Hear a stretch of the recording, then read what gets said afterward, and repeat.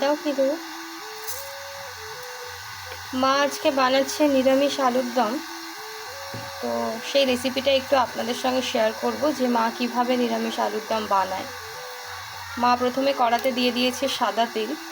তেল গরম হয়ে গেছে, তারপর মা দিল জিরে। দিয়েছো না মৌরি দিয়েছো মা? এতে জিরে দিয়েছো না মৌরি দিয়েছো? জিরে। মা দিল জিরে ফোড়ন। এরপর দিয়ে দিচ্ছে মা দুটো শুকনো লঙ্কা।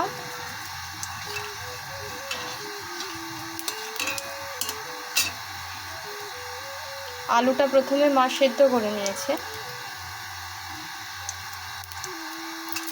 দিল দুটো তেজপাতা।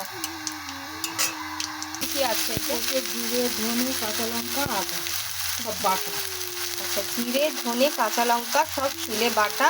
এটাকে মা এবার একটু কষাবে, তাই তো? দিয়ে দিলে একটু নুন। নুনটা দিলে ছিটাবে না, ভিডিও করছি তো। মা এতে একটু হলুদ দিয়েছে, সেই হলুদের ক্লিপটা আমার আর নেওয়া হয়নি। দাও। এবার আমি কড়াইশুঁটি বাটা দিচ্ছি। মা দিল কড়াইশুঁটি বাটা। এই কড়াইশুঁটি বাটা দিয়ে নিরামিষ আলুর দম খেতে ভীষণ ভালো লাগে। যারা খেয়েছেন তারা তো জানেন, যদি না খেয়ে থাকেন তাহলে একবার খেয়ে দেখতে পারেন, ভীষণই ভালো লাগে খেতে। এই কড়াইশুঁটি বাটাটা কি শুধু কড়াইশুঁটি বাটা না কিছু দিয়েছে? শুধু কড়াইশুঁটি বাটা।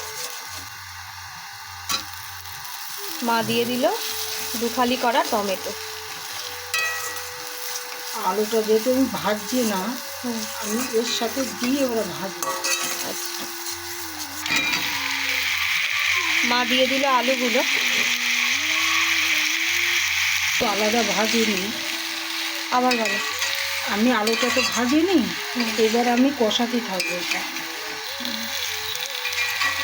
আলুটা একটু ভাজা ভাজা হবে মশলার সাথে, তারপরে আমি এতে জল চিনি দেব, আর কিছু দেব। ঠিক আছে, মা কষিয়ে নিক, এরপরে কি করছে সেটা পরে শেয়ার করছি। মার কষানো হয়ে গেছে। কষানোর পর এরকম লাগছে দেখতে। মা এবার এতে দিয়ে দেবে স্বাদ মতো চিনি। জল দেবো, বাটার জলে সেখানে দিলাম, পরে একটু জল দিয়ে দেবো। চিনিটা আসতে কথা বলছে, এটা নেগেছে না। মা এবার এতে একটুখানি দিচ্ছে জল, গরম জল দিলাম।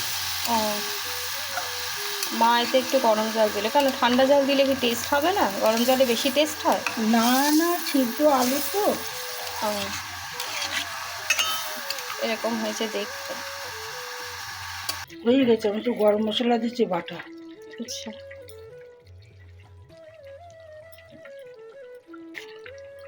ভিডিওটা এখানেই শেষ করছি।